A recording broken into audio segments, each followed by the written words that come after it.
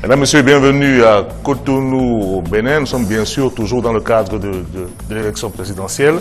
Le scrutin va se tenir ce dimanche. La campagne est achevée depuis ce vendredi à minuit. Et ce soir, nous allons vous présenter une autre facette de ce pays. On est allé dénicher quelques talents dans divers secteurs.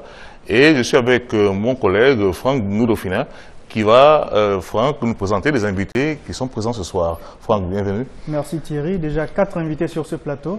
Monsieur Michel Babadjidé, vous êtes l'initiateur de la Maison du Paysan. Bienvenue sur ce plateau. Merci. Monsieur Fadéon Charles, vous avez également inventé quelque chose, c'est la pileuse électrique. Nous aurons le temps de découvrir tout à l'heure ce que c'est. Et ici également, 2 jumeaux, Franck et Francis Zaoundaho. Vous avez créé les foyers à Tingan, n'est-ce pas? Oui, exactement. Merci à nos invités. Thierry? Oui, Franck, alors on va rappeler évidemment que l'émission va durer 1h30 et qu'elle va être divisée en 3 parties. La première partie, c'est celle que nous sommes en train de vivre avec quelques personnalités locales qui font dans l'invention, l'entrepreneuriat.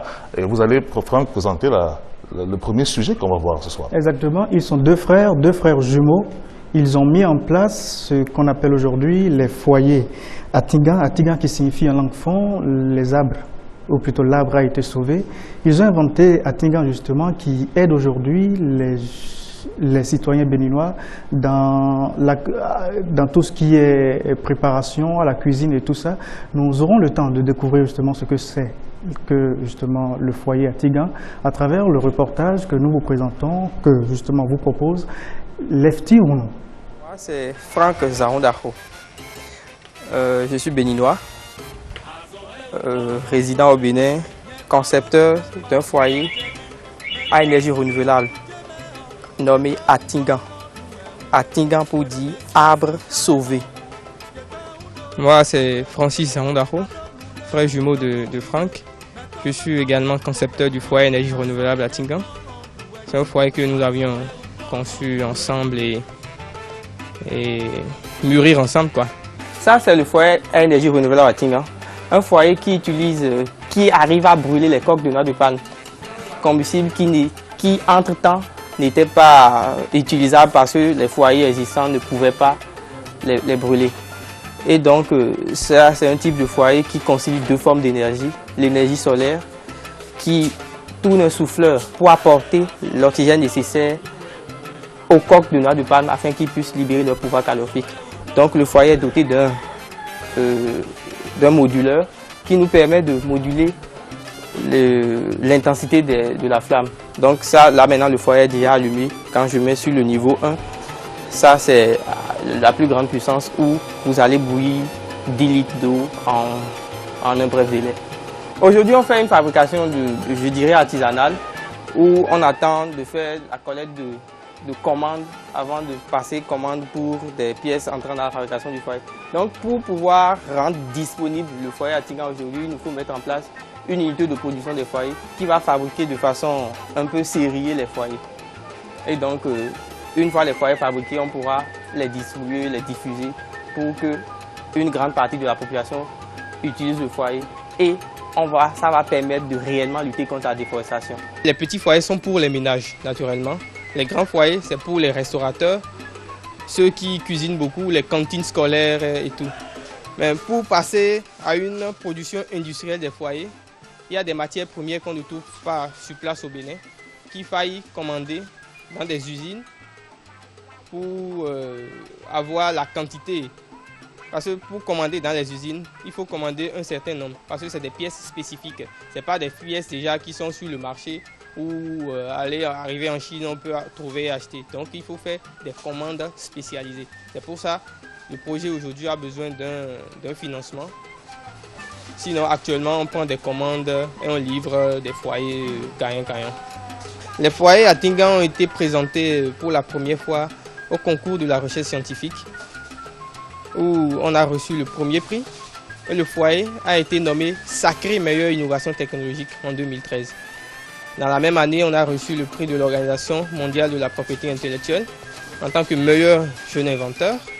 On a reçu le prix un prix à la COP 21 récemment, un prix qui a été organisé au cours de la COP 21, le concours ARA, où on a été sélectionné 2e en Afrique.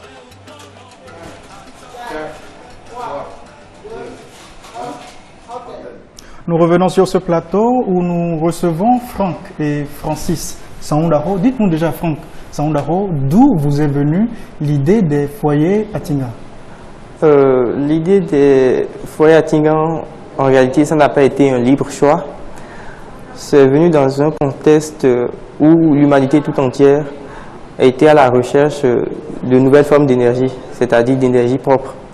Parce que l'utilisation des énergies brunes a induit les changements climatiques et la notion d'économie verte a quitté l'univers des spécialistes et a rejoint le flux général des discours politiques. Donc partout, on parlait de changement climatique, d'énergie alternative et nous, on était arrivé à un moment où il fallait faire quelque chose pour démontrer à nos parents, pour démontrer à tout le monde qu'on pouvait, parce qu'on voulait quitter le système éducatif. Et donc on a pensé, on se disait entre nous deux qu'on allait faire un foyer qui ne va non seulement pas utiliser ni le gaz, ni le charbon de bois, qu'on allait créer un truc comme ça. En temps, on avait pensé au jatropha, mais les graines de jatropha n'étaient pas trop disponibles. Et la matière première qui était à foison ici au Bénin et jetée dans les rues, c'est les coques de noix de palme. Et donc c'est comme ça qu'on a pensé à mettre au point un dispositif qui pourra servir à la cuisine tout en brûlant les coques de noix de palme. Francis, cette passion-là pour l'ingénierie, elle vous vient d'où? Ça a toujours été En fait, depuis... inné? Si, je vais dire que c'est inné en nous. Depuis tout petit, on fabriquait des voitures miniatures, des gens de jouets et tout. Mais ce qui a fait vraiment qu'on a commencé à vraiment sortir notre génie, il est arrivé un moment où on a constaté que à l'école, qu'on n'avait pas accès à la connaissance pratique que nous nourrissait vraiment de connaître, quoi. Donc en terminale, on n'aimait vraiment pas trop l'école. Donc, il fallait vous orienter vers l'enseignement technique. Oui, mais on a constaté aussi que l'enseignement technique au Bénin n'est pas ce qu'il faut en réalité. Donc, est-ce qu'on doit comprendre que pour vous investir justement dans le projet des foyers Atinga, vous avez été obligé de quitter l'école? Si. C'est les foyers Atinga qu'on a créés et puis ça nous a permis de nous affirmer. Mais créer, investir dans un projet comme le projet des foyers Atinga et carrément laisser l'école, est-ce que à la longue, ça ne présente pas un handicap? Non, je ne pense pas. Ça ne présente pas un handicap puisque à l'école, on a appris à lire et écrire. Et tant qu'on sait lire et écrire, on a accès à toute la connaissance. La connaissance est dans les livres. Et il y a un auteur qui a dit quelque chose que quand on veut cacher quelque chose au peuple noir, qu'il faille seulement l'écrire dans les livres. Et le système éducatif que le colon a mis à disposition pour les peuples, pour nous Béninois par exemple, à la sortie de la colonisation, c'était seulement pour former ceux qui allaient copier le travail. Mais ceux qui vont faire le travail ne sont pas formés. Au Bénin aujourd'hui, nous formons ceux qui vont copier le travail.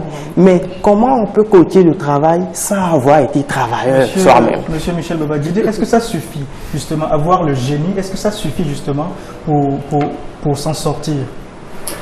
Dans un environnement comme le Bénin, c'est difficile, c'est amer. Mais de plus en plus, il y a de bonnes volontés qui vous assistent, qui vous accompagnent. Ça aurait été formidable si notre pays, le Bénin, donnait une valeur à l'homme, donnait une valeur aux Béninois, quoi. Ici, nous sommes des Béninois de façon virtuelle, quoi. Nous sommes des Béninois, mais quand vous analysez, nous sommes tous des enfants de Béninois. C'est-à-dire qu'il n'y a pas beaucoup de Béninois. Quand je dis Béninois, ceux-là qui émargent au budget national, qui ont une assistance médicale et qui ont une retraite, c'est eux que j'appelle les Béninois. tous les autres, comme ceux-là, comme tous les étudiants qui sortent des universités, ce sont des enfants de Béninois. Mais dans un environnement comme ça, où on n'est que des enfants de Béninois, qu'est-ce que nos parents peuvent? Or, ce qu'on crée, la création, c'est pour le pays, c'est pour l'économie. Regardez tout ce que cette initiative peut apporter. Est-ce qu'ils ne sont pas accompagnés par l'État? Vous êtes accompagné par l'État quand même pour ce projet-là? On a été accompagné quelque soit peu. C'est-à-dire l'accompagnement qu'il faut, on ne l'a pas encore reçu. Parce que si on avait eu l'accompagnement, les foyers à Tingan seraient déjà assez disponibles au Bénin et auraient déjà pu être vendus au Nigeria et partout. Il faut le financement. Oui, vous avez besoin de quoi exactement, de combien? Quel est votre plan? Par exemple, vous voulez faire une sorte d'usine pour... Notre ambition, c'est de mettre en place une petite unité tout au départ qui peut faire au jour 25 foyers. Par jour? Par jour. Mais ce qui nous bloque aujourd'hui dans la fabrication des foyers, c'est les matières premières. Ça utilise des panneaux solaires, ça utilise des bactéries, un souffleur aussi. Mais les souffleurs qu'on utilise aujourd'hui, c'est des souffleurs de récupération. Et il faut nécessairement entrer en contact direct avec les usines fabricant des souffleurs pour pouvoir commander ces souffleurs-là. Parce qu'aujourd'hui, on reçoit des commandes et juste par faute que l'on n'ait pas de souffleur, on n'arrive pas à livrer les foyers. Donc il nous faut entrer en contact direct avec des usines de fabrication de panneaux solaires, bactéries, afin de passer des commandes en gros et pour pouvoir distribuer les foyers. Le combustible, ça existe en quantité ici au Bénin. Il nous faut, actuellement, on a quelques 2 centres de collecte et de carbonisation du combustible. Jusqu'à aujourd'hui, on a vendu à peu près 800 foyers. À combien l'unité? Le petit modèle qui est vendu dans les foyers est à 55 000, y compris le panneau solaire et 25 kg de combustible. Monsieur Charles Fadélian, on parle d'invention, on parle de projet, et on parle également de financement de ces inventions-là, de financement de ces projets. Vous qui avez créé la pileuse électrique, est-ce qu'il faut toujours attendre, on a parlé de l'État tout à l'heure, est-ce qu'il faut toujours attendre un financement de la part de l'État? Oui, pas forcément, parce que moi par exemple, ma première invention, je l'ai réalisée en classe de première avec mon petit déjeuner. Oui, c'est une affaire de conviction. Quand vous êtes convaincu du résultat que vous voulez obtenir, vous vous jetez à l'eau. Mais il faut forcément l'accompagnement de l'État pour rendre l'invention plus visible et plus accessible au marché local ou international. Francis, vous avez parlé tout à l'heure de combustible. C'est vous qui le fournissez et après maintenant comment on se réapprovisionne? Le combustible, on le fait en des sacs de 50 kg. C'est à 5 000. Et quand vous l'achetez, le foyer est vraiment économique. Quand vous utilisez par exemple 2 bonbons de gaz chez vous, quand vous achetez un sac de combustible de 50 kg, c'est l'équivalent de 2 bonbons de gaz. Donc, bouteille de 12 kg. De 12 kg. Mais vous trouvez le combustible où vous-même? Est-ce qu'il n'y a pas de rupture? On va dans les villages, on fait la collecte et puis on a des centres de collecte et de carbonisation de la coque. Parce que les coques de noix de palme, quand on ne les carbonise pas, elles fument dans le foyer. Donc il faut les carboniser, il faut un traitement assez pointu pour avoir un bon combustible. Dites-nous Franck, comment est-ce que l'initiative a été tout de suite accueillie sur le terrain? Vu que l'efficacité du foyer n'était pas à démontrer, les tout premiers modèles qu'on avait fabriqués et mis à disposition des ménages tests, mais ces ménages tests ont eu à acheter les foyers. Donc les 10 prototypes qu'on a eu à disposer dans les ménages, quand tu es utilisateur et que tu utilises ne serait-ce qu'une seule fois le foyer à Tingan, tu ne peux plus t'en passer. Même si ça a de petits problèmes, tu es obligé, tu nous appelles, on vient réparer. Et ces 10 premiers prototypes ont fonctionné pendant quelques mois. Et on a eu la chance que M. Agon Valentin nous prenne sur son émission où on a présenté... M. Agon Valentin qui a justement créé Happy Palu et Happy Bénin. Happy Bénin. Oui. Et on a présenté l'invention à la télé et on a reçu tellement d'appels où on a été écrasé par la commande. Et donc, on s'était caché et les gens venaient et par goutte à goutte, on essayait de livrer ce qu'on pouvait. On parle d'invention. C'est une invention qui est vraiment acceptée et qui est demandée. Exactement. On parle d'invention, on parle d'entrepreneuriat, on parle de projets sur ce plateau. Et Monsieur Michel Babadjide, vous êtes l'initiateur de la Maison du Paysan. La Maison du Paysan, qu'on ne peut plus présenter à beaucoup aujourd'hui, la Maison du Paysan, c'est considéré par beaucoup comme un modèle parfait de mélange entre la tradition et l'enseignement que vous avez reçu à l'école. Vous avez commencé avec 700 mètres carrés. Vous avez commencé avec une superficie de 500 mètres carrés. Aujourd'hui, la Maison du Paysan est devenue bien plus grande. Nous vous proposons de voir justement de quoi il s'agit. La Maison du Paysan, c'est quoi concrètement? Suivez ce reportage réalisé par nos équipes ici à Cotonou. C'est un endroit pas comme les autres. Ici, toutes sortes d'espèces coexistent dans un espace appelé non pas l'Arche de Noé, mais la Maison du Paysan. Cette ferme a été créée par Michel Babadjide, vétérinaire fermier dans son village de Lokossa au Bénin. Son idée première, multiplier les élevages d'espèces différentes afin de maximiser les rendements et permettre une meilleure lutte contre la pauvreté. Tout ce que je voudrais, c'est que les gens comprennent que finalement, on peut élever toutes les espèces ensemble, dans cette synergie parfaite, et en faire une activité génératrice de bénéfices et non de revenus. C'est de ça que nous avons besoin pour créer la richesse monétaire. Une autre manière d'élever les poulets locaux, une autre manière de vaincre la pauvreté dans les villages africains. Depuis la création de la Maison du Paysan, Michel Babadjide a reçu de nombreux étudiants, éleveurs du pays, afin de les former à ces techniques. Le fermier vétérinaire souhaite à long terme faire de la Maison du Paysan un espace de formation à part entière. Je voudrais faire de la Maison du Paysan le village des paysans. Le village des paysans qui serait une université qui va diffuser le savoir sur le traditionnel amélioré.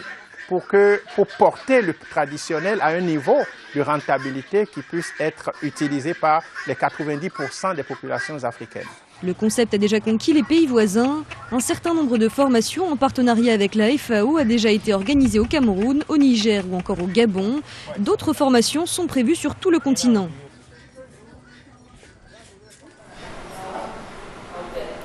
Voilà, alors on vient de suivre la Maison du Paysan, c'est votre initiative. Dites-nous, une maison comme celle-là, elle peut valoir combien en termes de coûts si on veut la monter? Bon, en fait, l'approche entrepreneuriale de la chose va poser la question comme ça. Et quand peut-être on rentre dans cette approche, on peut être bloqué. Et quand les gens voient la maison de cette façon-là, ils posent cette question-là. Je dis, bon, c'est logique. Mais le monde a commencé par un mâle et une femelle. Pour avoir 1000 poules, ça a commencé par un mâle et une femelle. Telle que la maison là est aujourd'hui, elle peut valoir autour de 25 millions. Mais quand on va dire 25 millions à un jeune, il est foutu. Donc, c'est toute une progression. On est parti de 3 lapines d'abord, après on est parti de 6 poules, on a atteint 15 poules, et chaque fois on investit un peu jusqu'à ce qu'on soit à ce point-là. Mais monsieur Babadjide, pourquoi la Maison du Paysan? Pourquoi ne pas vous contenter des techniques conventionnelles d'élevage? Non, les techniques qu'on nous enseigne à l'université sont les techniques de l'industrialisation, de la modernisation et de la spécialisation. Au Bénin, ces techniques sont utilisées à peine par les 5%, pas 5% de la population, 2 à 5% de la population. Or ici, l'élevage est porté par la grande masse. Les 70% de la population sont les cultivateurs, mais eux, ils n'ont pas accès à la technologie industrielle, à la technologie de spécialisation. Ils sont restés dans un traditionnel que l'université, même par l'enseignement du modèle, a déstabilisé. Et les poules, autrefois, pondaient 20 œufs dans nos villages. Aujourd'hui, on est à l'heure des technologies nouvelles et les poules s'arrêtent à pondre 8. Je dis, ce n'est pas logique. Et l'université dit qu'on ne doit pas élever plusieurs espèces ensemble. Alors que, si vous imaginez, les pintades sont de très bonnes pondeuses, mais de très mauvaises couveuses. Les poules locales sont de très bonnes couveuses et de très mauvaises pondeuses. Vous voyez que et dans les villages, on n'a pas l'énergie électrique. On ne peut pas utiliser les couveuses. Vous voyez que si le paysan n'associe pas ces deux, il ne peut pas valoriser les deux. Ce n'est pas la seule association que vous faites, parce qu'on voit par exemple qu'il y a une synergie entre les lapins et les pigeons. Oui. Hein? Oui. Non, ici j'ai mis le maximum de complications, quoi. Par exemple, à la Maison du Paysan, on a aujourd'hui 15 espèces animales qui vivent en synergie parfaite. Chez nous, par exemple, quand nous tuons les lapins, nous donnons les intestins aux porcs. Les porcs étant omnivores, ils recyclent les intestins de porc et les peaux de lapin, comme on n'a pas trop développé des industries de tannerie ici, on transforme les peaux en asticots pour nourrir la volaille locale.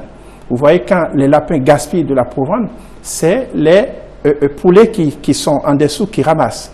Là où le bec des poulets ne peut pas aller, le bec des pigeons peut aller là-bas. Et le pigeon, par son envol, devient le ventilateur naturel de toute la maison. Et ça permet à nos lapines de se reproduire 12 mois sur 12. Parce qu'en saison chaude, les lapines qui devraient arrêter de se reproduire de décembre à mars, se reproduisent normalement chez nous. Une autre façon de réagir contre les changements climatiques et de poursuivre l'élevage de façon rentable. Et l'université a interdit ça. Vous voyez? Parce que c'est logique que l'université interdise. L'université a interdit parce que, vous voyez, quand on a séparé les espèces depuis des centenaires, et les poulets ont vécu à part, les pigeons à part, les canards à part, les pintades à part, chaque espèce a développé une microflore spécifique à elle. Et le jour qu'on va les rassembler encore, chaque espèce viendra avec des microflores que l'autre n'a jamais rencontrées. Et c'est ça, au fait, le problème de la science. On dit, on ne doit pas les élever ensemble. Mais on oublie que en Afrique, on n'a jamais séparé les espèces animales.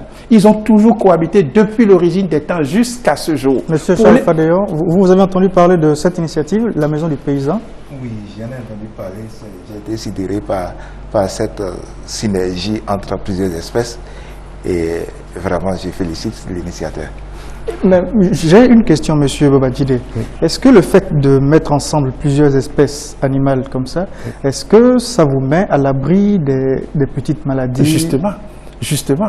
Vous savez, dans les laboratoires, nous, quand on était en faculté de médecine vétérinaire, on nous a enseigné que pour fabriquer le vaccin, il faut prendre le virus chez l'espèce concernée et l'inoculer à des organismes inappropriés.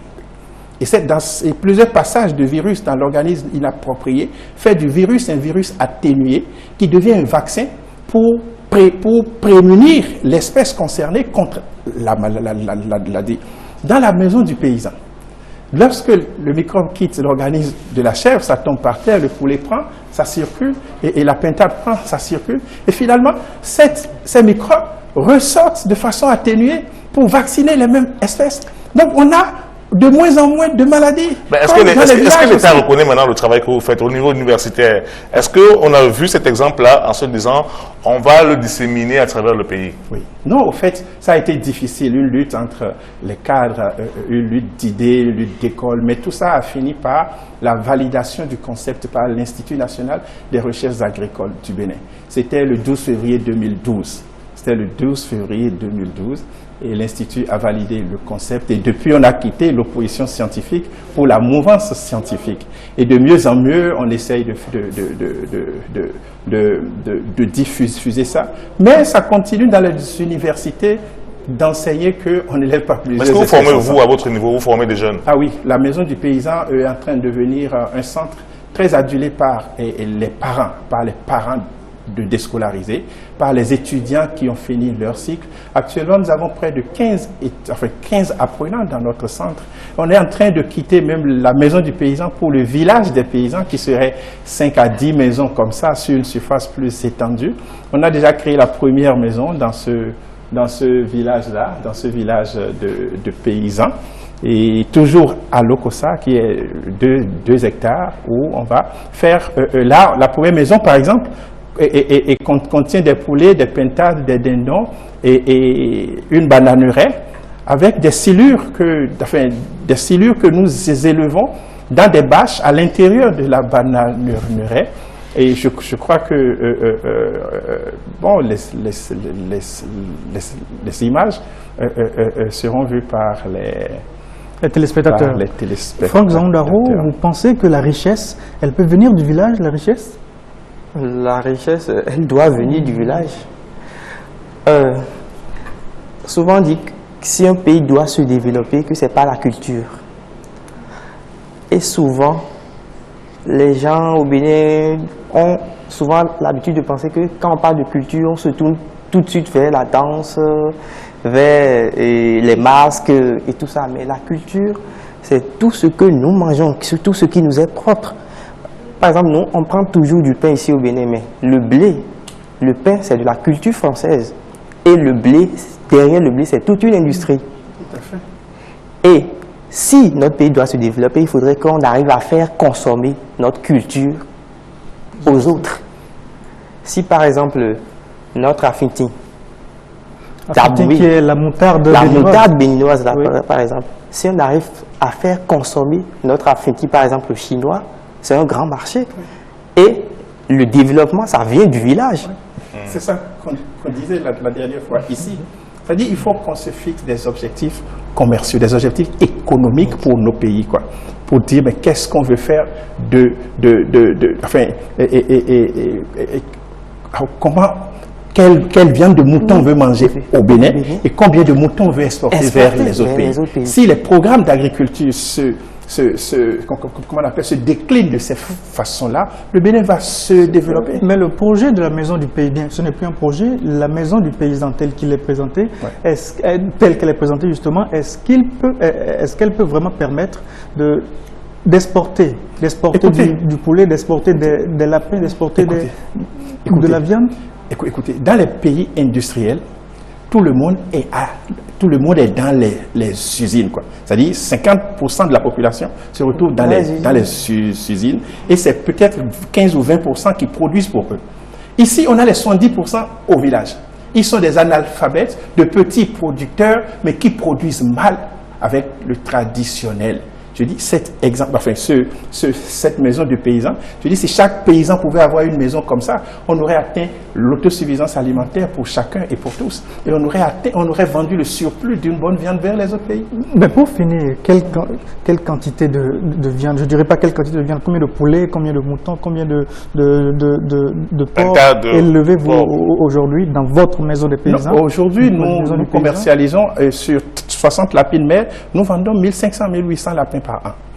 Oui, avec 40 poules locales et des pintades, nous sommes autour de 2000. Et poulets, on a mis en place une technique qui permet à partir de 10 poules locales de faire 300 poulets vivants en 6 mois. Donc l'objectif paysan aujourd'hui, c'est 20-30. L'objectif, c'est d'amener chaque paysan à faire produire. Vous imaginez si chaque paysan pouvait offrir 100 poulets supplémentaires au pays. Et s'ils sont 1 million, ça fait 100 millions de poulets. Si l'unité était vendue à 2000 francs, ça fait 400 milliards. 400 milliards de francs que le produit intérieur brut gagne. Vous imaginez, alors que nos dirigeants passent de pays en pays pour quémander l'aide, alors qu'il suffit que toutes les personnes réunies produisent mieux. Et l'économie va se porter mieux. On va exporter et améliorer notre balance commerciale. Je disais la dernière fois, on se contente de dire que la douane est le poumon de l'économie parce qu'elle fait entrer 300 milliards. Je dis combien de milliards sont sortis pour que la douane nous fasse entrer 300 milliards. On ne s'en occupe pas. Mais c'est ça le désastre des pays africains. C'est ça le désastre des économies des pays africains. L'homme ne travaille pas. Vous savez que les paysans travaillent à peine 3 heures par jour et 5 mois dans l'année. Ils ont 5 heures à valoriser. Ils ont 7 mois encore à valoriser. Les jeunes sortent des universités, ils dorment. Je dis, on doit mettre en place des programmes économiques avec des activités qui génèrent des bénéfices et non des revenus, pour permettre à tout le monde de se mettre au travail. Nous voulons travailler. Merci, M. Babadjide. On parle d'entrepreneuriat, on parle de projet, on parle d'innovation sur ce plateau. Je vous rappelle qu'on a sur ce plateau Francis et Franck Zaoundako. On a M. Michel Babadjide. On a également M. Charles Fadéon qui, lui, a créé la pileuse électrique. C'est quoi d'abord la pileuse électrique? Oui, la pileuse électrique, c'est un appareil électroménager destiné à faire de lait empilé. Nous avons mis au point cet appareil en 2004. Le premier prototype a été mis au point en 2004. Chez nous, au Centre de recherche en technologie agricole, chaque année, nous descendons sur le terrain pour identifier les besoins des populations. Et nous avons un atelier et un laboratoire où nous élaborons des solutions aux problèmes que nous avons recensés auprès des populations. Combien de temps il vous faut pour construire une pileuse électrique comme celle-là? Oui, actuellement, la capacité de production de notre atelier est de 3 machines par jour déjà. 3 machines par jour. Et au niveau de l'atelier, nous avons 6 personnes qui s'occupent de cette production-là. Vous travaillez, la matière première vient d'où? Et la matière première, nous l'achetons sur le marché local. Nous transformons aussi les ferrailles de récupération, nous les recyclons pour construire des machines. Moi, j'aimerais déjà poser une première question. Monsieur Obadjide, dites-moi, au Bénin, dans le village, on est habitué à piler l'igname, à piler le maïs, à piler le mil et tout. Est-ce que une pileuse électrique, à part le fait que ce soit une invention, est-ce qu'une pileuse électrique nous permet de garder encore nos valeurs culturelles? Oui, le village est là tant qu'il aura le temps. Vous savez, je disais que le paysan béninois travaille à peine 3 heures par jour et 5 mois dans l'année. Il a 7 mois de libre et c'est 5 à 6 heures de libre par jour, quoi. On peut piler pendant 30 minutes et faire manger aux gens, mais en ville, on ne peut plus. Francis, est-ce que vous avez entendu parler de cela? Vous avez entendu parler de la pileuse électrique? Si, j'ai bien entendu parler de la pileuse électrique. Vous l'avez déjà expérimenté? Non, je ne l'ai pas expérimenté personnellement, mais je trouve que ça a été une très bonne initiative. Parce que quand on trouve, par exemple, quand on le compare par exemple à la moulinaise, mais écraser longuement sur les pierres, c'est très compliqué. Et là, il faille mécaniser les techniques pour... Quand mon frère a parlé tout à l'heure, il a dit derrière le blé, il y a toute une machinerie. Et c'est quand on industrialise un pays qu'elle se développe. Quand on industrialise par exemple la manière de faire notre gari, on pourra vendre, exporter du gari. Et quand on parle de patrimoine culturel, les patrimoines culturels n'ont de valeur que si on arrive à les vendre. À les multiplier. Et pour les vendre, il faut l'industrialisation. Il faut gagner du temps, quoi. Oui, mais je veux poser à M. Fadegnon, je vous pose la question de savoir, c'est quand même très bien, hein, c'est très bien fait, très bien designé. Au niveau de la commercialisation, vous le vendez dans les magasins, ça se passe comment? Nous avons nous faisons des démonstrations lors des foires et nous faisons des démonstrations à la télé aussi. Et nous avons fait des dépôts, vente dans les restaurants. Et c'est comme ça que la clientèle découvre la machine et elle commande. Monsieur Michel Obadjide, est-ce que l'invention, est-ce que l'innovation est suffisamment encouragée ici au Bénin? Non, au fait, dans tous les pays qui se développent, c'est toujours comme ça. Les anciennes habitudes veulent toujours se maintenir et quand vous commencez par innover, vous devenez perturbateur au départ, mais quand vous forcez, vous vous imposez finalement et ça s'impose à tout le monde. Vous qui avez mis en place la maison du paysan, oui. Ça a été pris comment au départ? Mais ça a été toute une guerre. Je dis que ça fait 15 ans dans l'opposition scientifique où je ne pouvais même pas m'approcher. On ne peut me mettre vite plus aux ateliers parce que quand je viens, je parle autrement. Bon, ça c'est du passé. C'est du passé. C'est logique que pour toute amélioration, qu'on puisse vaincre une pesanteur, quoi. Et c'est là même là où les inventeurs doivent tenir dur. Mais l'autre côté de la chose, c'est que s'il faut porter les inventions à échelle pour que ça puisse profiter au grand nombre et pour créer de la richesse. Et on se contente de dire on va créer l'emploi. On ne crée pas l'emploi, on crée des systèmes, on crée une dynamique économique et l'emploi devient une conséquence logique. Quel est le prix de ces machines? Oui, cette pileuse électrique, nous avons 2 modèles. On a un modèle ménager et un modèle restaurant. Le modèle de type ménager coûte 150 000 francs CFA et le type restaurant coûte 250 000 francs. Quand vous dites restaurant, c'est-à-dire que c'est plus costaud, plus grand? Oui, plus grand. Et le type ménager fait environ la ration de 4 à 5 personnes à la minute. Et le type restaurant fait la ration de 8 à 10 personnes à la minute. Mais est-ce que vous arrivez quand même à écouler vos produits? Oui, c'est pas facile. Ou bien vous attendez que la demande arrive ou vous produisez et vous vendez tout simplement? Oui, aujourd'hui, notre entreprise fonctionne comme une véritable entreprise.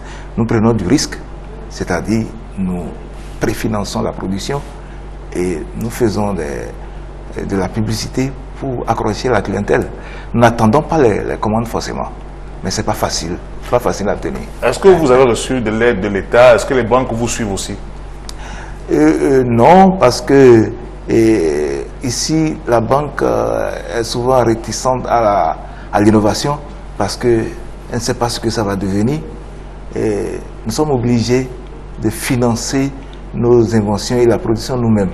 Et par exemple, chez moi, quand je mets au point une machine, je le mets sous forme de prestation de service. Et c'est cette machine qui produit des revenus pour faire tourner la maison. Donc la maison a fonctionné comme ça depuis 18 ans. Sans aide de l'État aussi? Sans aide de l'État. Sinon, c'est des prix qui ne dépassent pas 400 000 ou 200 000. Ça ne vaut rien dans l'invention. Aujourd'hui, par jour, moi, je dépense pas moins de 500 000 francs par jour. Quels sont vos projets à court terme? À court terme, moi, je dis, comme je l'ai dit tout à l'heure, il faut identifier les besoins des gens. Actuellement, nous avons vu que des femmes s'échinent à casser les pieds et nous sommes en train de mettre au point le concasseur de pieds pour diminuer la pénibilité du travail au niveau de ces femmes-là. Un dernier mot, M. Obadié, dans cette première partie. Vous qui avez initié la maison du paysan, comment entendez-vous justement développer ce que vous avez créé? Non, je dis souvent aux gens, moi j'ai fait ce que ma petite force humaine m'a permis de faire, le reste ça revient aux autres, quoi. Mais ce qui est bon, je dis souvent, il faut que la maison du paysan cesse d'être la chose de Babadi de Michel et devienne la maison du paysan, du Bénin tout entier, des Africains, quoi.